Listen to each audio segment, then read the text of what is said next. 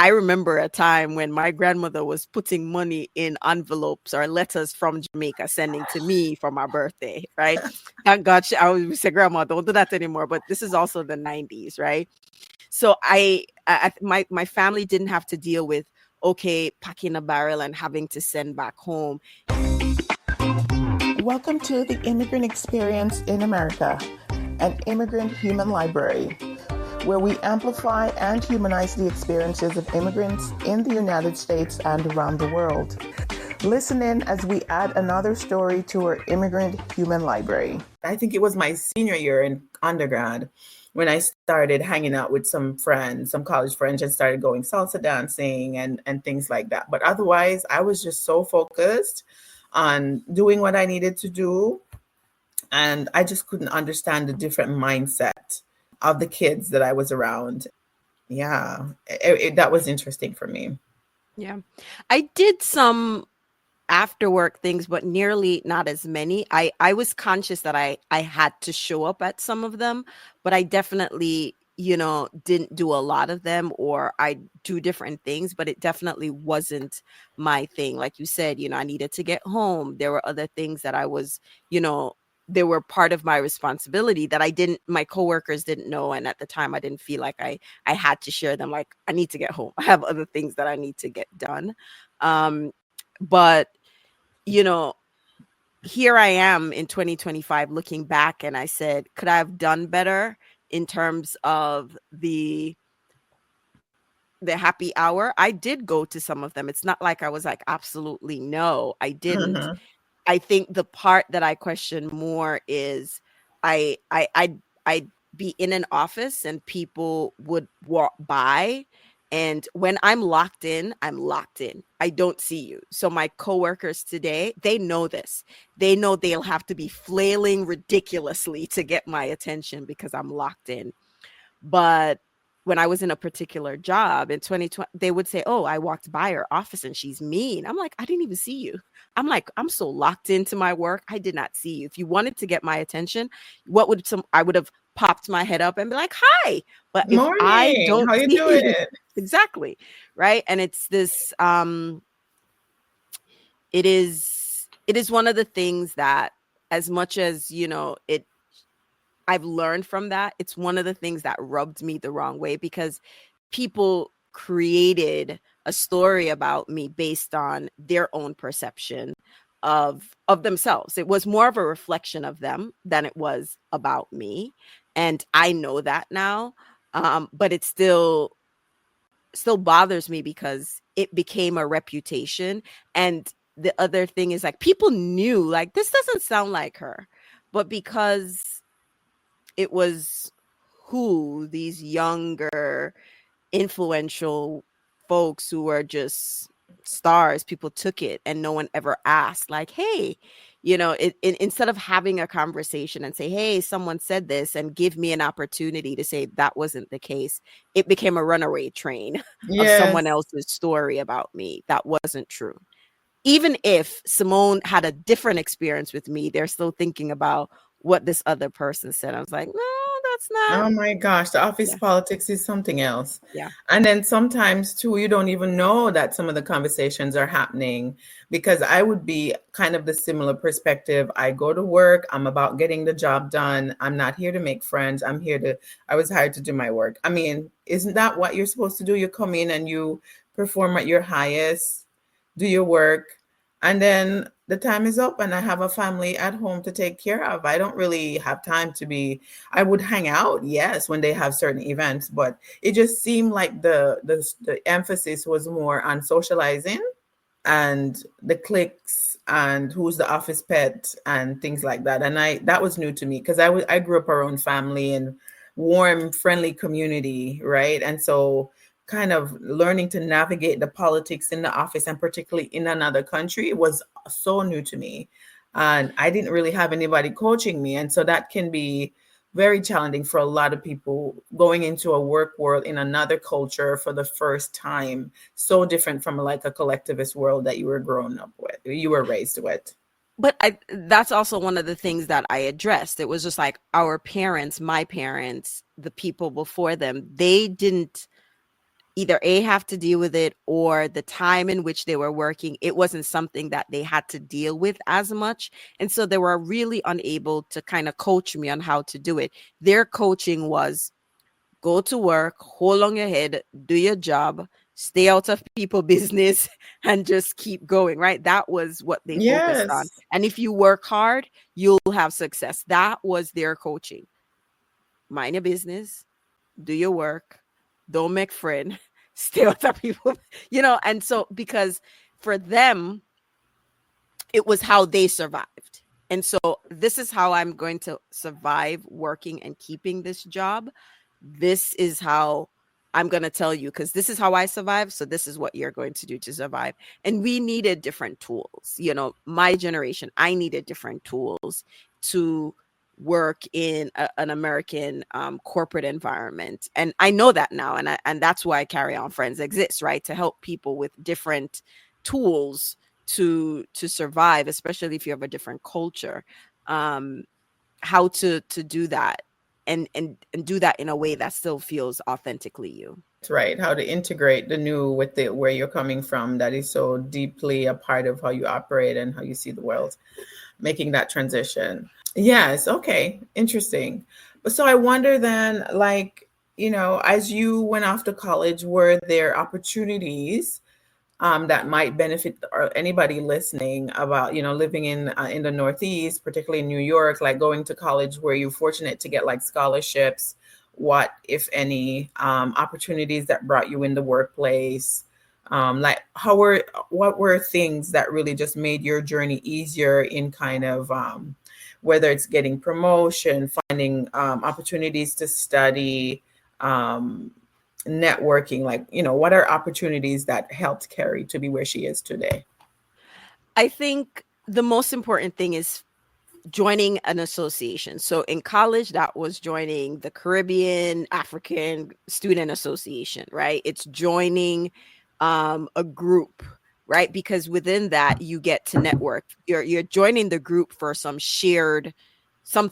So even if it's not a cultural group, it could be the political science group or whatever it is. So when you're in college, you're looking for groups, affinity groups, whether it's educational or cultural, that you participate in. Professionally, I was always part of a professional association, more than one. And those are very helpful because you get resources. So it's a paid membership. You get resources and you're connecting with other people, not just in your company or in your city or your state, but in other parts of the US. And I think those are very important. If I reflect, actually, I was saying that to someone a few weeks ago, like in this state, in the last 3 years of my career, that's what I've been missing, that I've not been a part of a professional association based on the work that I do now. But that has been very successful for me to make sure that, because those professional organizations, they give you professional development opportunities as well, in addition to networking. So those are things that I would say at a bare minimum should be happening, connecting with people professionally and academically in these groups. Right. Needing that sponsor, mentor, and the new thing is getting a sponsor to help you get promoted, or how to understand the workplace and how to make sure that your CYA covering your ASS, No, I mean, I like how everyone says to get a mentor and get a sponsor. And I'm not saying you are doing that, but it's not easy. I started Kerry-Ann Friends because I could not find a mentor, right? A mentorship is like someone should want to do it. And if you don't find someone who wants to do it, what do? You understand? Do you go up and say, "Hey, Simone, I would like you to be my mentor"? And Simone's like, I don't know. I don't know you, that type of thing. Yes. So it's not easy. It's true. Much less a sponsor, right? So a sponsor is someone who's going to take you under their wing. Their reputation is your reputation. It's so much. It's so easy to say, but much difficult in reality, especially if you're working in a company where the size of the company cannot facilitate a mentor or a sponsor. So just wanted to add that there. And so you have to find your own advisor of sorts, maybe outside of the company. So true. That is so true. That was part of my journey too, was finding people who even understood the culture from which I was coming from, and understand. I didn't even have the language in some of my previous workplaces of to understand like what the dynamics were in the workplace, and so there was really nobody to explain that because everybody just walk around and assume that you're there working, that you get it.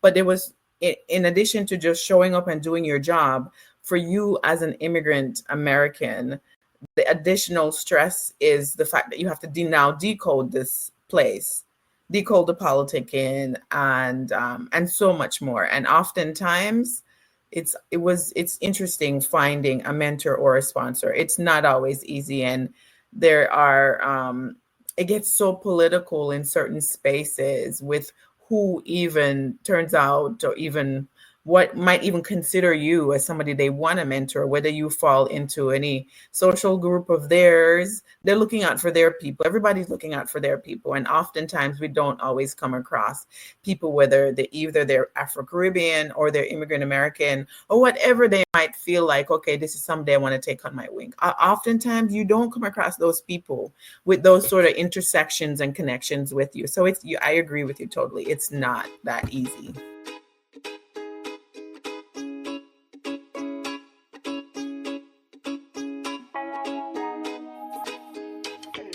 And so, because we have this awareness, which is why I keep saying in 2025, looking back, those relationships are formed when they go to the happy hour. So that's why it gets done because that's where they're socializing. That's when it's not really about work and they're building those bonds. See, we didn't have that context for someone to set us up to say, listen, you have to go to one and two of them happy hour, maybe, two a month, because that's how you will get somebody to know you and trust you enough to say, okay, yeah, I can mentor her. So we didn't have that. We had to go through the fire in order to kind of have this conversation that say, yeah, sure, culturally, I didn't understand this happy hour. Now we have a better understanding. We can help the generation coming up behind us understand that happy hours are a way to get to know your colleagues to get to know you, to build trust, repertoire, all of that stuff. We didn't have that. We saw it as know where the conversation is coming from. We saw it as them just want party and drink. That's what we saw, right? That's what we saw, because that's what culturally the lens that we are looking through. But what was really happening was the bonds that were being built and the networks and the relationships that we missed out on because we see drinking and partying and we have to go home and do what we have to do. Nothing is wrong with that. We all have to kind of learn, but I'm glad that the conversation came full circle to that. Yes, and that's a lot of times that's where these secret handshakes take place.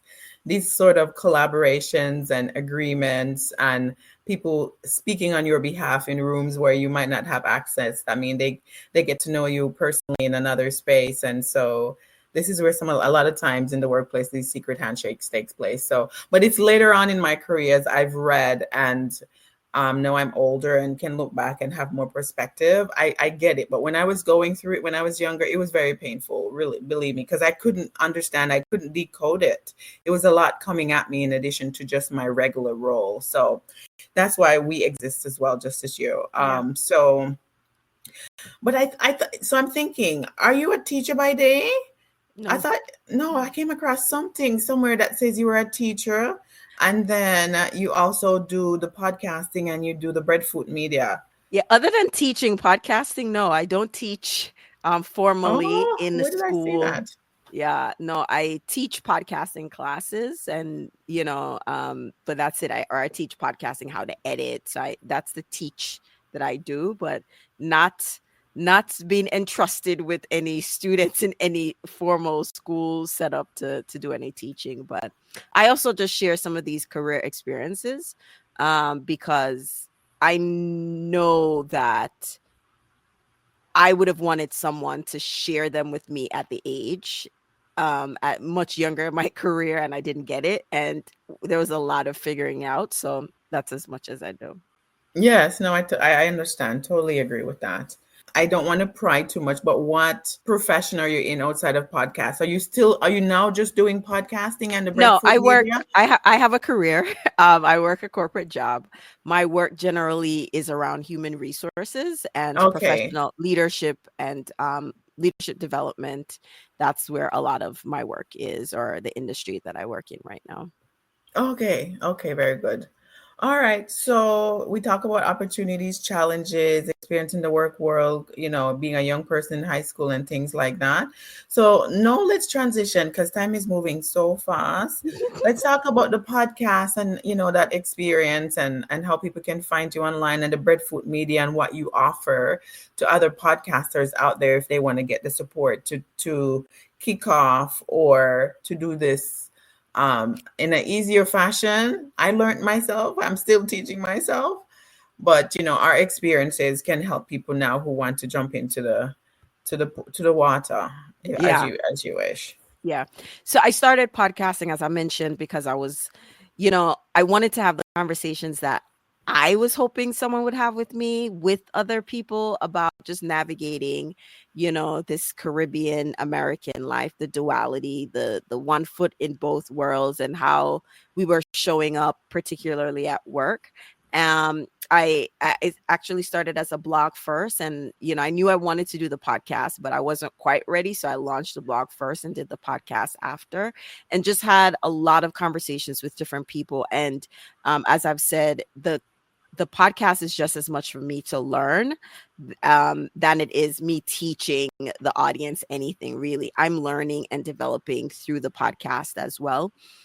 Breadfruit Media happened as an accident, and a proper Jamaican would say it's buck up while Breadfruit Media happened, because I had a guest on the show and he was asking me a lot of questions about the podcast, and I was giving him feedback, and I was not prepared for when he said, "Why don't you produce the podcast?" And I was like, "I am not a producer." And someone said, "Yes, you are. You are recording and editing your own podcast. No one taught you. You did it." And so it was, again, it's through the podcast that I'm having my own professional and learning development.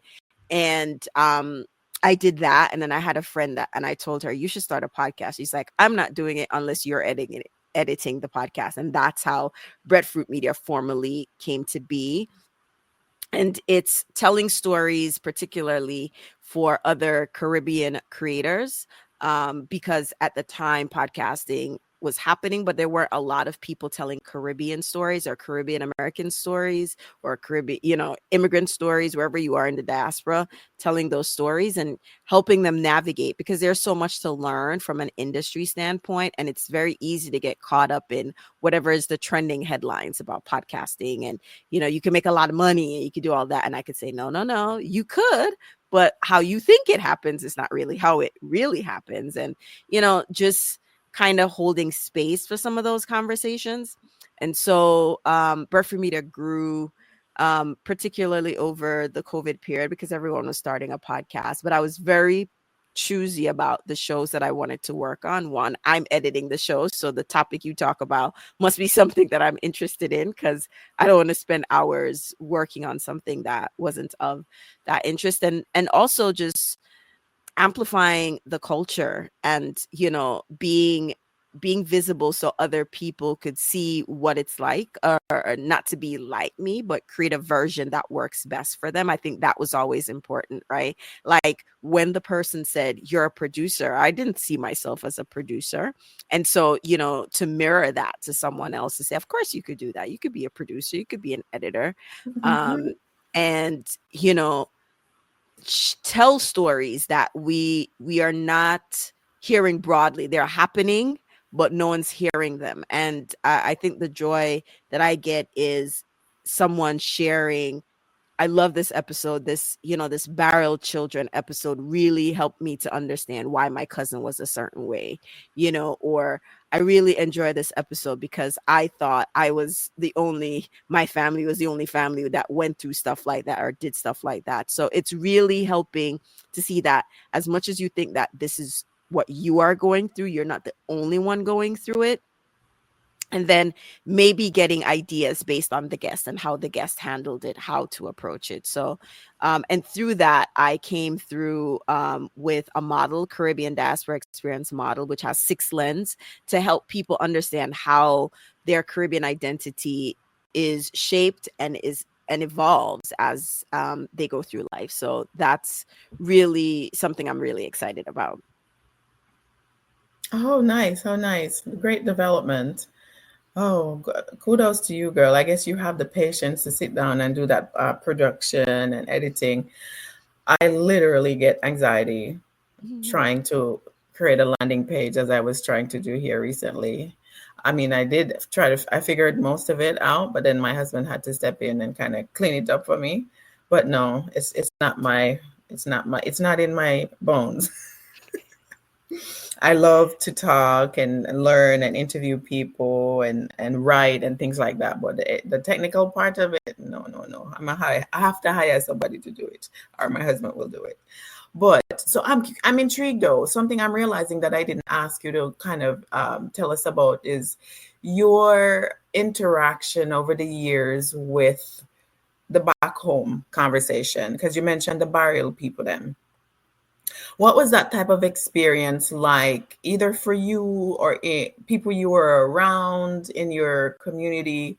You know, how did that play out for you, and how does that impact your life? Having social impact, like having your personal aspiration, how you balance the needs of others who might look to you for support, or the pressures to even do it. How do you balance that? That's a big conversation that I think a lot of immigrant Americans handle, as to how to take care of home and keep in mind that there's other people who have needs back home. And how do you balance the two? And there's so many clashes that comes in with that culture and the one here. And how do you set healthy boundaries, for example? Again, I'm really fortunate. My grandmother is one of 10, but my grandmother had 4 children. And so, there wasn't a really big family to support back home. If I look back at the time, there was really my grandparents, and they didn't ask for much. Actually, I remember a time when my grandmother was putting money in envelopes or letters from Jamaica, sending to me for my birthday, right? Thank God I would say, Grandma, don't do that anymore. But this is also the 90s, right? So my family didn't have to deal with, okay, packing a barrel and having to send back home, because my mom and her brother, they were taking care of the parents, right, as they thought. But I didn't have that pressure. I do hear about it from other people, and I can see how, or I saw how that created tension, but personally I didn't have to deal with it. The barrel children story was one that I became aware of because of an episode. And the barrel children, for anyone who isn't doesn't understand that phenomenon, that's typically when a parent or parents, they leave wherever home is. And so in our case, let's say they leave Jamaica, they leave the child back in Jamaica with family members to stay. And what they will do is they would pack these plastic barrels and send them back home. And it's usually with school things, it's usually with food supplies, whatever.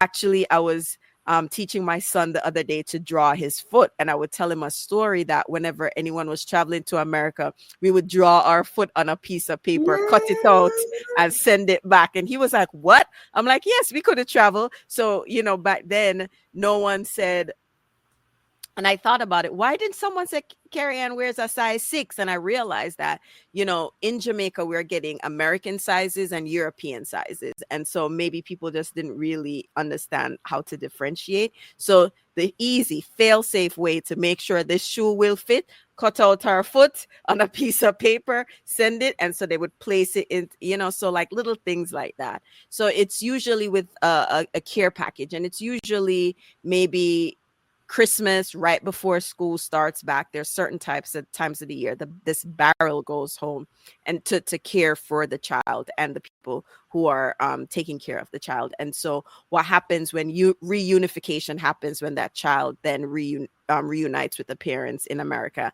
and the complex layers that are happening there. So I've heard many stories about what that is or what that could be. And I think that episode is very helpful for me to understand what my cousin was experiencing. Because back then, to me, growing up, I'm like, oh, she get all of the pretty clothes from foreign. And in her head, she was like, everybody have their mother and I don't have my mother. And so we are equating the clothes to, man, we get wicked nice clothes from America, to her wanting the parent because everyone else has parent. And so, as children, you don't understand it, but when it's when you're an adult, you can see like, aha, this is what was happening. And as children, you can't really understand what it's like to not have a parent on, because you're not in their shoe, and so it's very hard to empathize. And so the podcast has helped me to understand some of these experiences, empathize with some of these requests that you have to send money back home. And some aren't done. Not everyone who sends a barrel back home or sends money back home is doing so out of frustration, are annoyed. They're doing it because they know that's their responsibility. They have to take care of things back home. And this is, and sometimes I've seen situations where it's done as a shared responsibility between other siblings to do this responsibility. And I've also seen one where it feels like it is an obligation to do so, and not liking that obligation. So I've seen it both ways, and it's very interesting. But personally, I've never had to, I didn't feel that way, or my mother didn't feel that pressure that she had to do that. And then after a while, my grandmother came here, so we didn't really have the requirement to do that. Good. That was good. That was good. I grew up around that happening all around me on both sides of the family.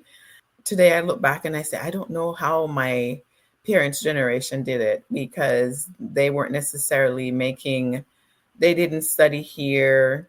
They gave up their professions back on the island to come here and start over, and say how them stretch the money they were making to take care of home, the big house, and people around them. And every time people in the community show up, they have something to hand to them.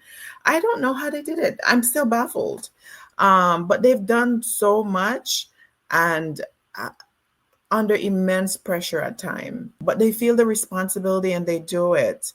And I had a former guest who talked about she called it the black tax in certain Black communities, like the African culture, and it's in other Asian culture as well, where if you're the one who is abroad, you're expected to either support another needy kid in the community. So she was sharing that she was working and making, say, if she make $500, she would send maybe $250 or $300 of that money back to a family who was needy in Nigeria, and how much of a pressure it is, and how sometimes people take advantage of people's efforts because then they are foreign. The lies and the stories that come up, and the manipulation that goes into that. It gets very complex when it comes to talking about like supporting the community back home. And sometimes it's life-changing, and on the other hand, it can become like this huge manipulation of people taking their money to build like extra house, or then take the money to build somebody's house, and the house might be built and the person arrive back, and it goes to I've heard of stories of people setting people up to take them out, unalive the person so that they can keep the house and the property, or them show up and no house was built of all the money that they were sending back home. So it gets to be, it's a huge conversation. I've heard of all those stories. I've heard of it. I think when my grandmother moved to here and she saw how quickly, saw all the things that we'd buy and how quickly kids outgrow things, and we would say, okay, we're putting that out, or we'd give it away to someone else. She said, no, man, take it, come, let me take it and give it back to some pitney back home. Or like my grandmother, when she saw that, but it wasn't like someone asked her specifically. And again, these are some things that I'm grateful for. Like back then it was annoying, like, grandma, why are you doing this? But it's out of what she felt was, I mean, she would look at it and say, but him no wear the shoes but 2 times, come, you know, some pitney at Jamaica want this. And so, she would have that care, and she was doing it not out of an obligation, but because she said, this is as good as new. I'm sure there are kids back home that could use this. And that's what she did. So join us next time for part 3 of this episode. We thank our listeners around the world, and we appreciate your continued support as we build our human library. Please remember to give us a 5-star review, subscribe, and share with your friends, family, and circle of influence.